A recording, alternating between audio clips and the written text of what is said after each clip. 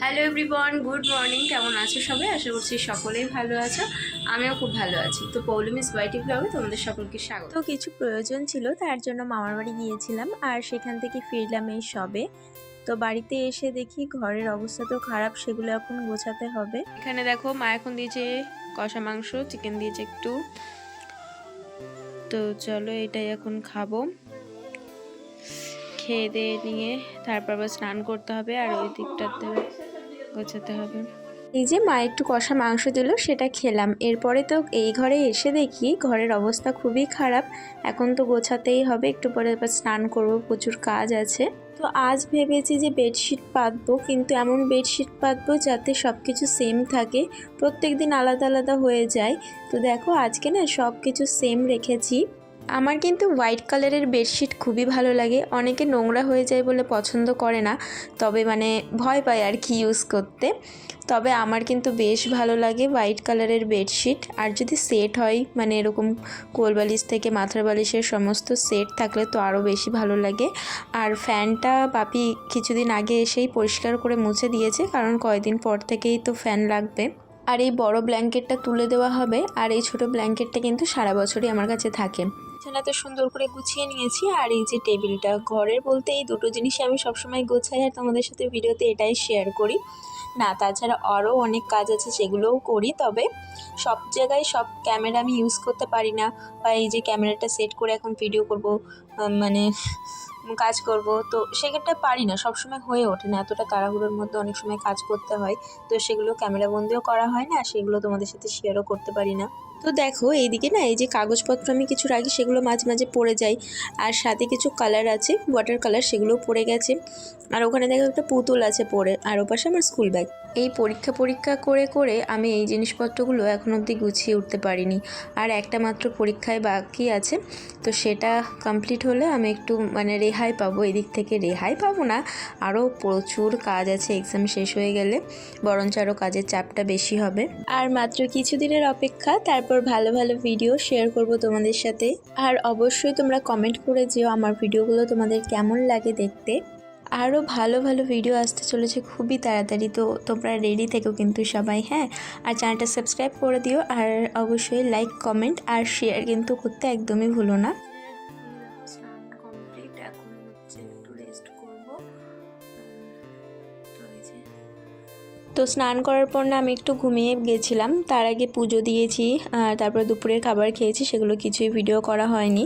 তো ঘুমিয়ে পড়েছিলাম, এখন ঘুম থেকে উঠছি, ওই 5টার দিকে উঠেছি। আর এখন প্রায় 7টা বেজে গেছে, সন্ধে দেওয়া কমপ্লিট হয়ে গেছে, আর চাটা খাওয়াও কমপ্লিট হয়ে গেছে। যেহেতু সন্ধেবেলা আর এখনও কিন্তু এক্সাম বাকি আছে, তাই এক্ষুনি ঝটপট বই পড়তে বসে যাব।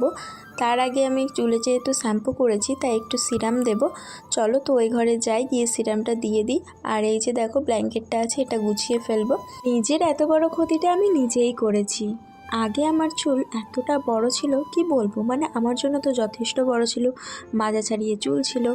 সেটাকে আমি কি করেছি, স্মুথনিং করার পর আমার চুল হয়ে গেছে পাতলা, আর একদম কি বলবো, নষ্ট হয়ে গেছে। আমি যেহেতু চুলের যত্ন নেওয়ার সময়ই পাই না, তো তাই আরও বেশি করে ড্যামেজ হয়েছে চুলটা।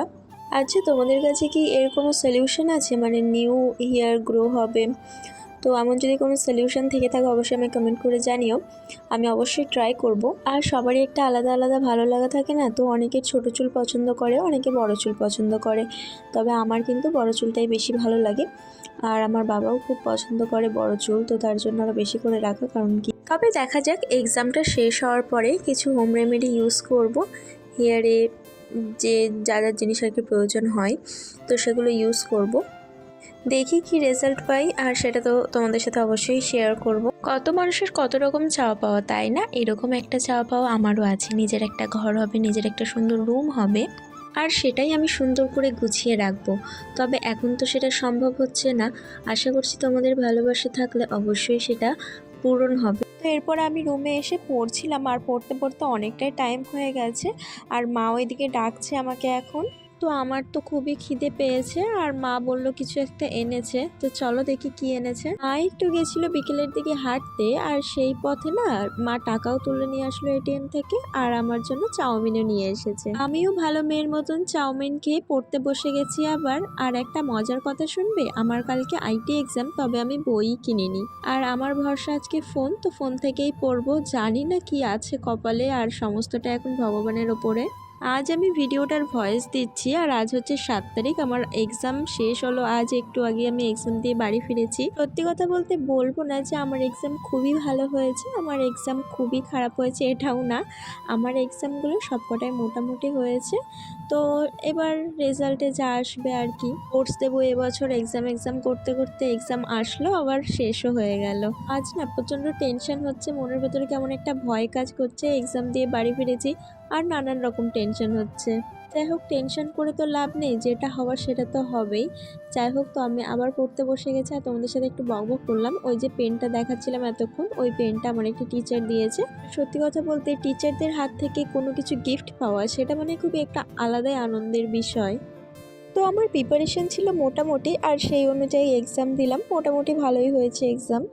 তো এক্সাম দিয়ে বাড়ি ফিরে এখন আমি ফ্রেশ হয়ে নিয়েছি, চেঞ্জ করে নিয়েছি, এখন খাওয়া দাওয়া করতে যাব। তো আমি বাড়ি এসে শুনছি আজকে বাপি আসবে আর আমি বায়না করলাম যে তাহলে দাদা বৌদির বিরিয়ানি নিয়ে এসো আসার পথে। তো সেই মতোই রাতে কিন্তু বাপি দাদা বৌদির বিরিয়ানি নিয়ে এসেছিল আর সেটাই খেয়ে ডিনার কমপ্লিট করলাম। আশা করছি আজকের ভিডিওটা তোমাদের ভালো লেগেছে। ভালো লাগলে লাইক কমেন্ট শেয়ার করে দিও আর আমার চ্যানেলটা সাবস্ক্রাইব করে আমার পাশে থেকো। খুব তাড়াতাড়ি দেখা হবে আরও একটা অন্য ভ্লগে। টাটা।